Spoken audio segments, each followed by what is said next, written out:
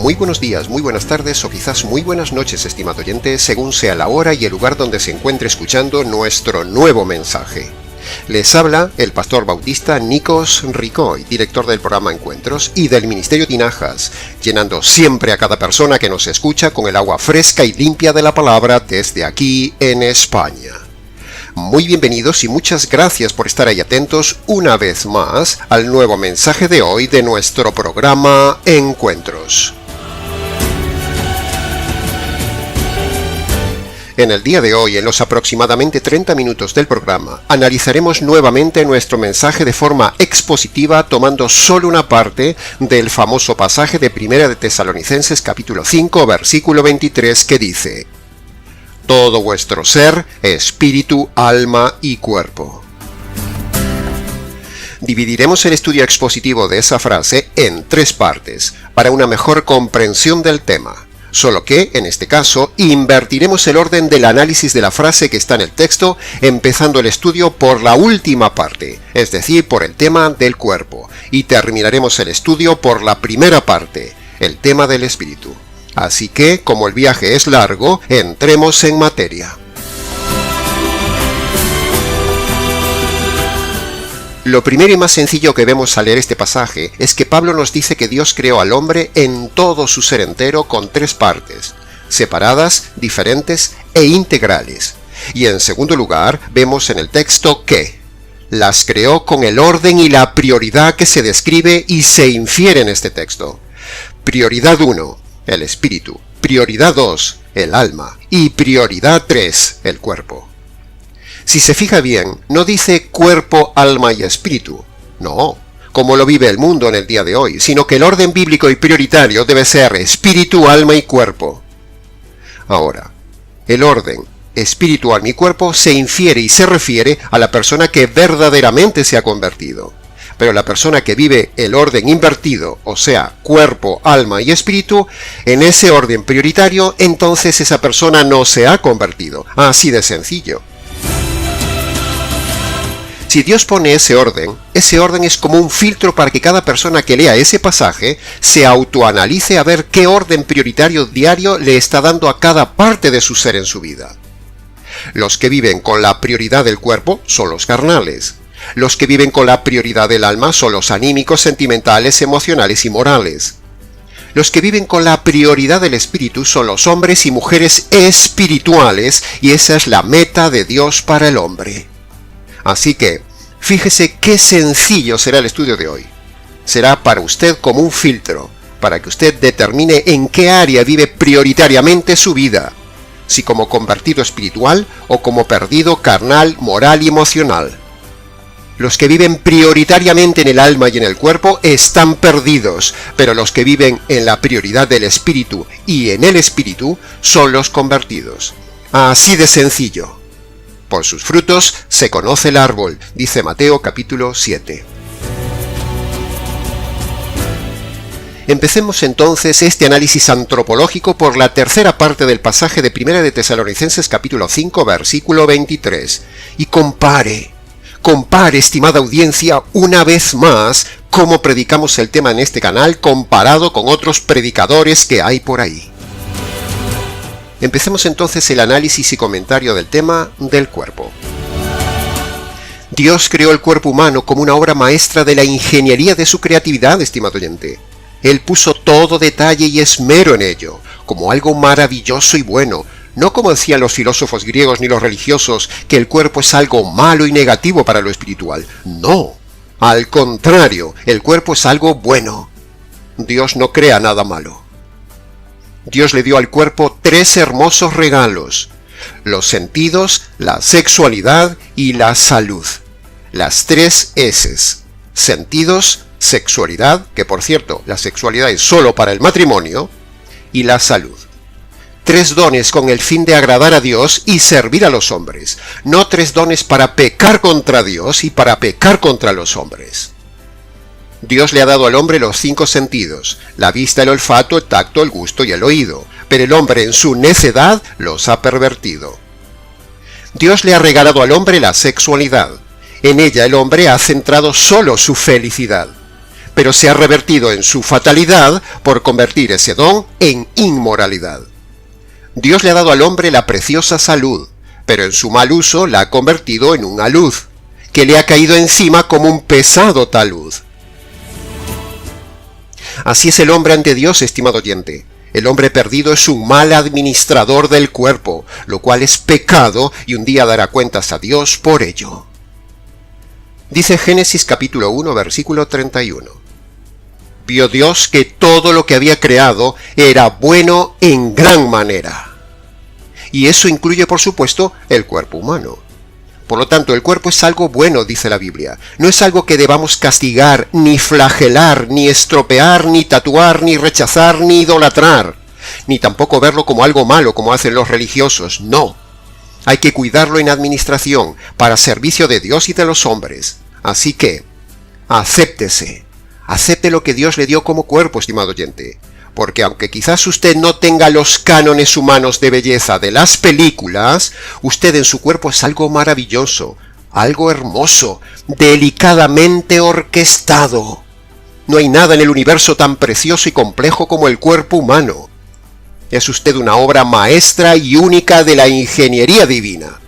Así que acéptelo como un regalo de Dios y no lo estropee. Aún la persona menos estética del planeta es más hermosa que cualquiera de esos inventos deformes de las películas de terror y de ficción. No se vea solo por fuera, estimado oyente, mírese también por dentro. Mire la maravilla del funcionamiento del cuerpo humano, la maravilla de los órganos, la salud, los sentidos. ¡Qué increíbles son cada uno de esos inventos! Son obra de sus dedos. Así que si usted se está rechazando a sí mismo por su cuerpo, si su estima está baja por creerse las mentiras de la belleza de Hollywood, o incluso ha pensado en suicidarse por su baja autoestima a causa de su cuerpo, le ruego, estimado oyente, que no lo haga. Dios metió su alma en ese cuerpo, por lo tanto no la saque usted de ahí por su cuenta. Eso sería pecado de suicidio. Quédese ahí dentro hasta que el Señor lo diga. No se suicide. Su cuerpo es hermoso, su alma valiosa. Usted es un ser hermoso, una máquina perfecta. No haga caso de la presión de las medidas de belleza mundanas del día de hoy. No haga caso de la presión del mundo y su vanidad estética. No se opere, no se haga cirugías estéticas por vanidad, excepto que tenga que hacerlo por enfermedad. No se tatúe su cuerpo. El Señor no se operaría de cirugías estéticas por vanidad, ni el Señor se haría tatuajes, ni estaría gordo por comilón. La Biblia dice incluso en Isaías capítulo 53 que Jesús no tenía hermosura para que le deseemos. Sin embargo, era el ser humano por dentro más seguro, ejemplar, más hermoso y más admirable del universo. Su belleza estaba dentro. Así que cuide su cuerpo, estimado oyente. Pero, no viva centrado en la estética de su cuerpo. Su cuerpo es el vehículo para trasladar su alma y su espíritu. Así que cuide ese vehículo que Dios le dio provisionalmente. No lo estropee con drogas, con libertinaje, con juergas, con tatuajes, con bebida, con falta de descanso, con inmoralidad o con la idolatría del gimnasio. Porque de cómo haya usted administrado su cuerpo, usted dará cuentas el día del juicio ante Dios, el dueño del cuerpo.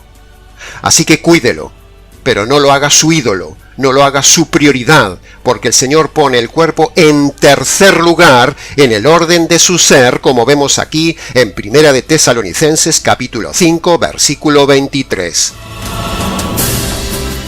No viva para la vanidad, no viva para la belleza. No viva haciendo culturismo, no pierda tiempo ni dinero en eso. Sea sobrio, dele lo necesario al cuerpo, pero no lo haga como prioritario, no viva para el cuerpo. Use su cuerpo para llevar su alma a todas partes y para dar testimonio del Evangelio allí donde vaya. El cuerpo es para proclamar la verdad, no para la vanidad. Repito, use su cuerpo para llevar su alma a todas partes y para dar testimonio del Evangelio allí donde vaya. Porque el cuerpo es para proclamar la verdad, no para la vanidad.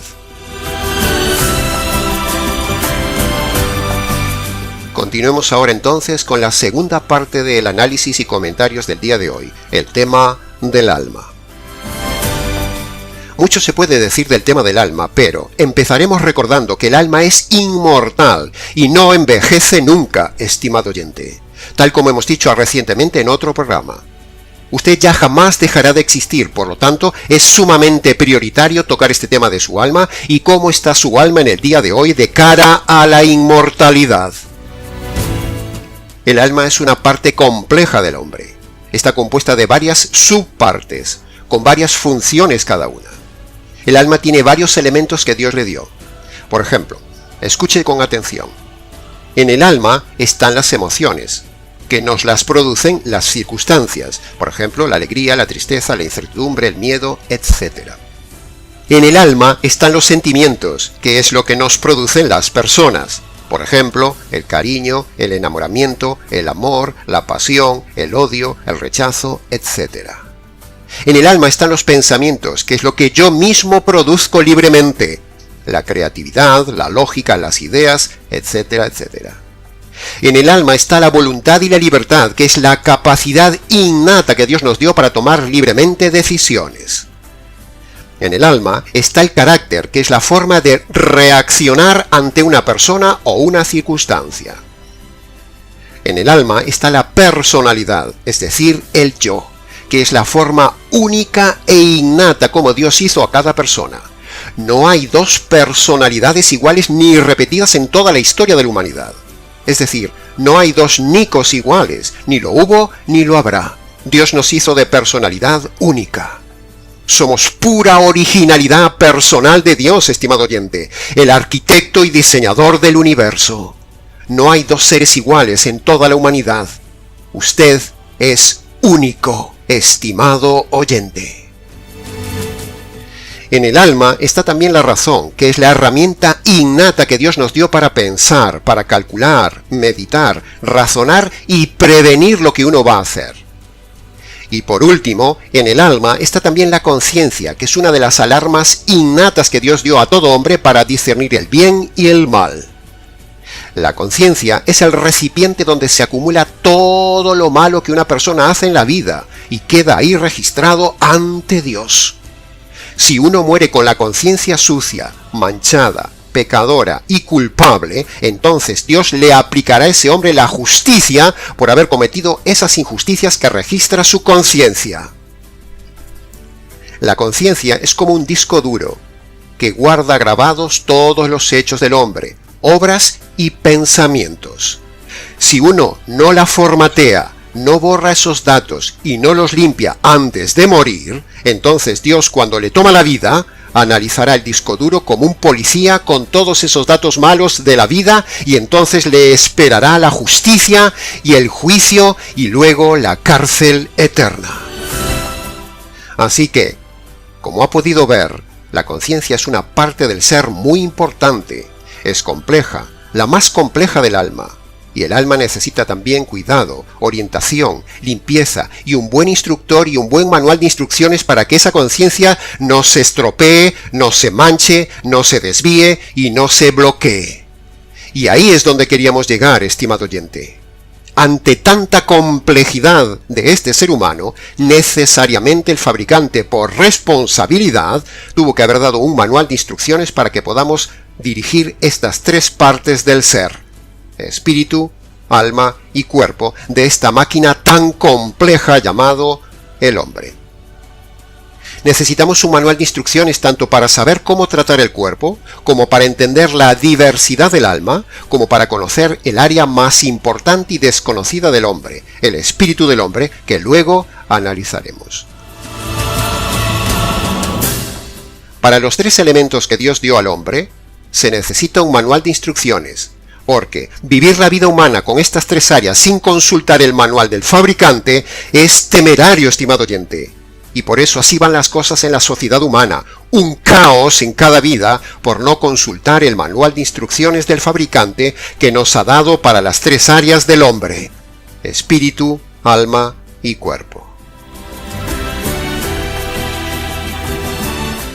Ahora, uno de los elementos del alma más importantes con repercusión eterna que vimos antes es la conciencia.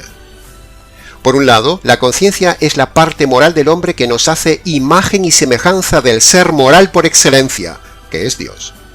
Y por otro lado, ese Dios moral que nos ha dejado la impronta de la moral en nuestra conciencia, un día nos llamará a cuentas y examinará la conciencia. Y si ese día encuentra la conciencia manchada de pecados, que son las veces que nos hemos saltado la conciencia, entonces ese ser moral, que a la vez es el juez del universo, aplicará la justicia por todas las veces que nos hemos saltado la conciencia del alma cometiendo injusticias. Y ahí radica el problema. Ahí radica el problema que hoy nuevamente queremos avisarle. Si uno se muere con la conciencia sucia, manchada, inmoral y cargada de pecados, el Dios del universo, el juez, dará su sentencia de culpabilidad y entonces aplicará su justicia, su juicio, su sentencia, y entonces usted escuchará aquel terrible pasaje de Mateo capítulo 25, versículo 41. Apártate de mí, maldito, al fuego eterno preparado para el diablo y sus ángeles. ¿Se ha dado cuenta, estimado oyente, de esa frase? Para terminar, entremos entonces en el análisis y comentarios del tema del espíritu. Cuando Dios creó al hombre, por dentro, Dios le diseñó un compartimento muy especial. Diseñó un lugar íntimo, un lugar secreto, un lugar preparado para sí mismo. Sí, ha oído bien. Dios diseñó en el hombre un lugar santísimo para habitar y hospedarse él mismo allí. Pero, solo si el hombre quiere. Es decir, queda a criterio del hombre hospedar a Dios dentro suyo. O sea, el hombre mismo decide qué hace con ese compartimento interno que Dios le dio, llamado el espíritu.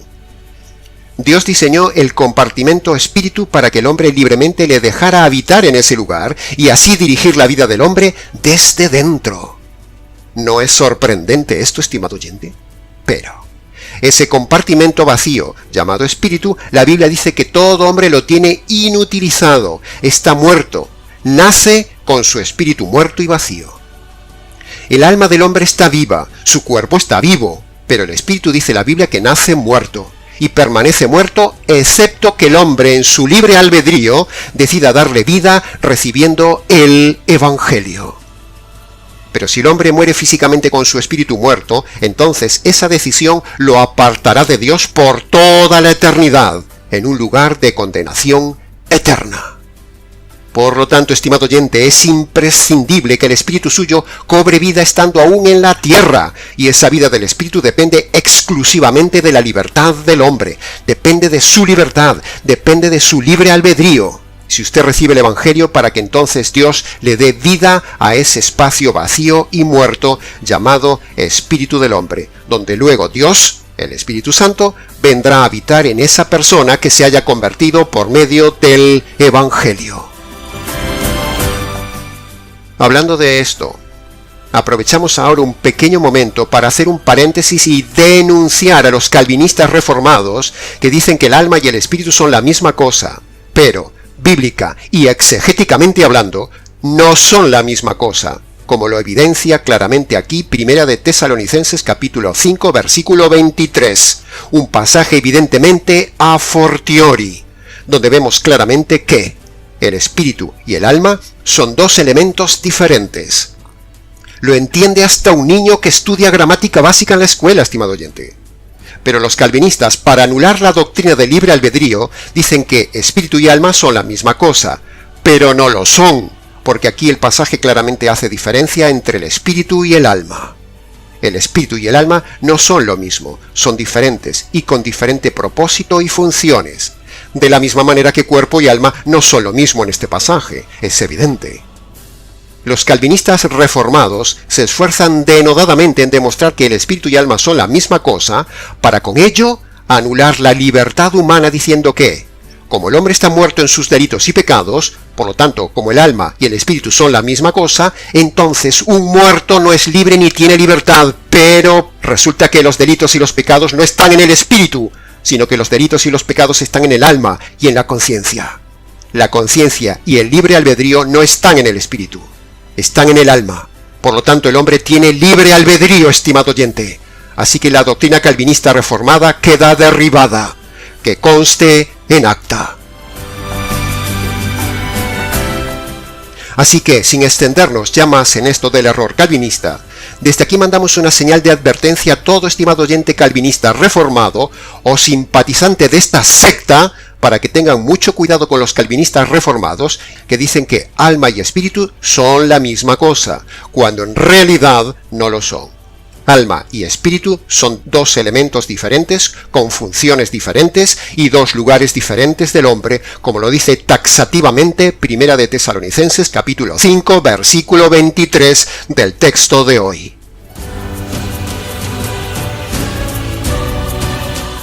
Cuando el hombre escucha el Evangelio y por medio del libre albedrío permite entrar el Evangelio en su ser, entonces el Evangelio inicia un viaje único desde afuera del hombre hacia las profundidades del interior del hombre. Repito, cuando el hombre escucha el Evangelio y por medio del libre albedrío permite entrar el Evangelio en su ser, entonces el Evangelio inicia un viaje único desde afuera del hombre hacia las profundidades del interior del hombre. Viaje que veremos a continuación. La Biblia dice en Romanos capítulo 10, versículo 17 que la fe viene por el oír. ¿Verdad que ha escuchado este pasaje? Pero ¿oír qué? Evidentemente, oír el Evangelio. Siempre es el mismo punto. La fe verdadera de salvación está fundada en oír el Evangelio, no en oír otros temas. Bien, así que, entonces, el Evangelio empieza un viaje desde afuera del hombre hasta las profundidades del hombre, entrando por el oído. Y del oído pasa a la mente, y en la mente lo procesa la razón. Y la razón es la que decide si lo cree o lo rechaza. ¿Me sigue? Bien, ahora, si la persona lo cree, entonces es ahí donde el Evangelio hace su primera escala del viaje y hace su primer trabajo. Renueva la mente. Es decir, borra las doctrinas equivocadas, borra las ideas equivocadas, limpia la mente de prejuicios y pone las ideas y las doctrinas bíblicas correctas y verdaderas. Esa es la primera etapa del viaje del Evangelio cuando entra por el oído. Pero el viaje del Evangelio no termina en la mente, solo acaba de empezar hacia la profundidad humana, hacia el espíritu. El viaje y obra del Evangelio continúa ahora desde la mente, baja y llega a la segunda zona, la zona del alma, la segunda escala del viaje.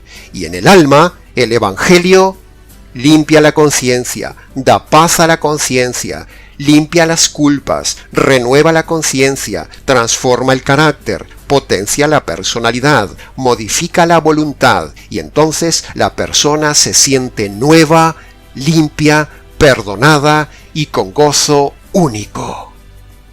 Por cierto, ¿ha experimentado usted esto, estimado oyente?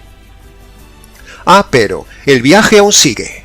El viaje del Evangelio no acaba ahí en el alma, sino que el Evangelio sigue su viaje y su obra hacia las profundidades del interior del hombre, hacia su meta, hacia el lugar santísimo creado y diseñado por Dios, como habíamos dicho, hacia el arca, el santuario diseñado por Dios, donde Dios morará dentro del hombre, en el espíritu del hombre, si el hombre lo deja. Y cuando el Evangelio llega a la tercera zona, cuando llega al espíritu, entonces se produce el milagro. Se produce la vida espiritual cuando el Evangelio toca el espíritu del hombre que estaba muerto, que estaba vacío, que estaba seco, que estaba sin llenura, sin sentido. Un espacio oscuro que ahora tiene luz, tiene llenura y tiene vida. Y entonces, preste atención, es ahora cuando todo el ser humano completo, mente renovada, alma perdonada y espíritu vivificado, es entonces, con todo este camino ya limpio y ordenado por el Evangelio que ha ido obrando delante, es entonces cuando el Espíritu Santo entra y se desliza como sobre aceite por ese camino limpio que ha dejado el Evangelio, y entonces el Espíritu Santo llega a esa arca, a ese lugar santísimo, a ese lugar ya preparado y limpio, llamado el espíritu del hombre, para morar en él para siempre. ¿No es este viaje teológico fantástico, estimado oyente? ¿Lo ha vivido usted? Así es como el Espíritu Santo viene a morar al espíritu del hombre previo trabajo de limpieza del Evangelio. ¡Qué maravilla teológica es toda esta revelación inferencial, estimado oyente! Acontecimiento único que se produce en un microsegundo, cuando la persona obedece las dos condiciones de la conversión. Primero, cuando reconoce los pecados de forma concreta cometidos en la vida y abandona los pecados que esté cometiendo. Primera condición. Segundo, cuando se apropia, cuando cree, cuando recibe la justicia que le cayó al Señor Jesús por sus injusticias, estimado oyente. Esa es la segunda condición para la salvación. Entonces, en ese mismísimo instante de obedecer las dos condiciones, es cuando maravillosamente, increíblemente, misteriosamente, se produce toda esta descripción del viaje que hemos estado describiendo hasta ahora. La obra del Evangelio hasta la entrada y morada del Espíritu Santo del hombre. Una obra doble y un viaje fantástico que jamás nos han contado. Todo ese intenso movimiento invisible que hemos relatado es real, estimado oyente. No nos hemos inventado nada. Las cosas son así. Nosotros simplemente lo hemos ilustrado para hacerle entender mejor todo esto que sucede en el Espíritu, en lo invisible, para aquellos que se han convertido por medio del Evangelio. Como dice Romanos capítulo 1, versículo 16, el Evangelio es poder de Dios, para renovar la mente, para limpiar el alma y para dar vida al espíritu del hombre. El Evangelio es el poder que inyecta Dios al convertido en el momento mismo que éste decide obedecer las dos condiciones que hemos dicho, las dos condiciones que el Señor Jesús pone en Marcos capítulo 1, versículo 15, para la conversión. Ahí lo tiene, estimado oyente. Lo que hemos relatado en este apartado del Espíritu es el viaje teológico más maravilloso jamás vivido por un hombre alguno. Una revelación fascinante que da gusto contarla. Un mundo invisible espiritual innegable que se revela en el convertido y dentro del verdadero convertido, y que podemos ver por medio de los lentes de la revelación de la palabra de Dios. ¿Se ha dado cuenta a dónde he querido llevarlo poco a poco, estimado oyente, con este tema de hoy? Sí, así es. Todo tema que toquemos en el canal siempre converge en el mismo punto. Lo único que puede perdonar lo malo que usted haya hecho en su cuerpo, lo único que puede cambiar las ideas y doctrinas erradas de su mente, lo único que puede limpiar la conciencia de sus manchas, lo único que puede quitar el peso de su alma, lo único que puede quitar la carga de la culpa de la conciencia, y lo único que puede darle vida a su espíritu es el Evangelio. Las tres áreas limpias, sanadas y vivificadas por medio del poder del Evangelio. Maravilloso Evangelio. La Biblia dice que tenemos espíritu, alma y cuerpo, y el hombre estropea el cuerpo, mancha su alma y tiene su espíritu muerto. La solución a estos tres problemas es el Evangelio. La solución no es la moral, la solución no es la religión, la solución no es la psicología, no es algún método de terapia sociológica humanista, sino que la solución al triple problema del hombre y a la conducta y a la moral del hombre está en el Evangelio. Siempre terminamos en el mismo punto con cada tema que estudiamos, porque la Biblia tiene como cohesión la centralidad del Evangelio. Todo gira en el universo en torno al Evangelio. Hasta Dios mismo gira en torno a su Evangelio. Sí, ha oído bien, hasta el Trino Dios gira en torno a su Evangelio. Por eso todo predicador debería tener la centralidad de todos sus temas convergiendo siempre en el Evangelio, el centro neurálgico de toda la Biblia y de todo el universo.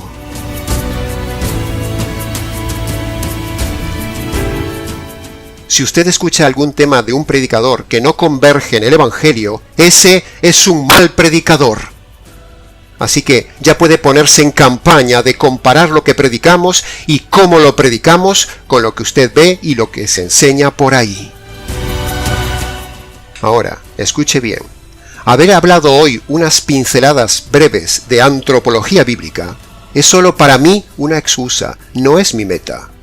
sino que todo tema en cada programa es solo el pretexto para terminar practicando el noble arte de redirigir y relacionar todo tema siempre hacia el Evangelio.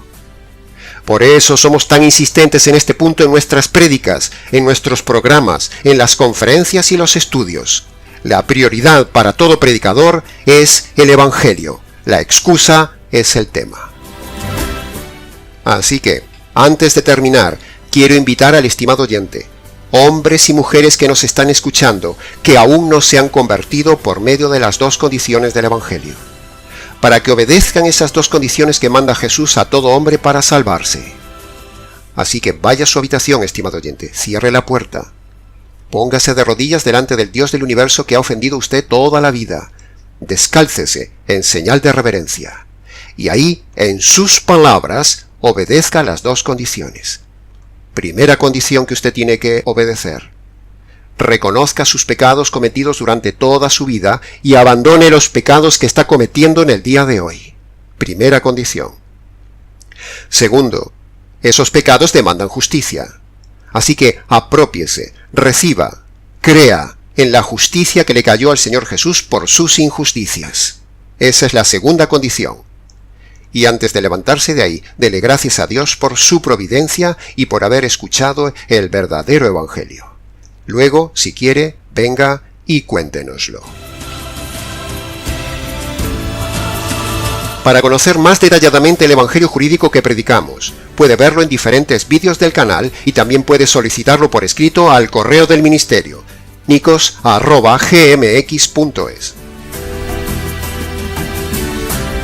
Y hasta aquí, señoras y señores oyentes, de forma muy breve, la exposición antropológica y bíblica del tema de hoy: espíritu, alma y cuerpo del hombre. Mucho más se podría decir del tema, pero con lo dicho es suficiente. Para preguntas, comentarios y demás, escríbanos. Les ha compartido la verdad, solo la verdad y nada más que la verdad del tema, este expositor bíblico, Nikos Ricoy, del Ministerio Tinajas, desde aquí en España. Será entonces hasta nuestro próximo programa Encuentros.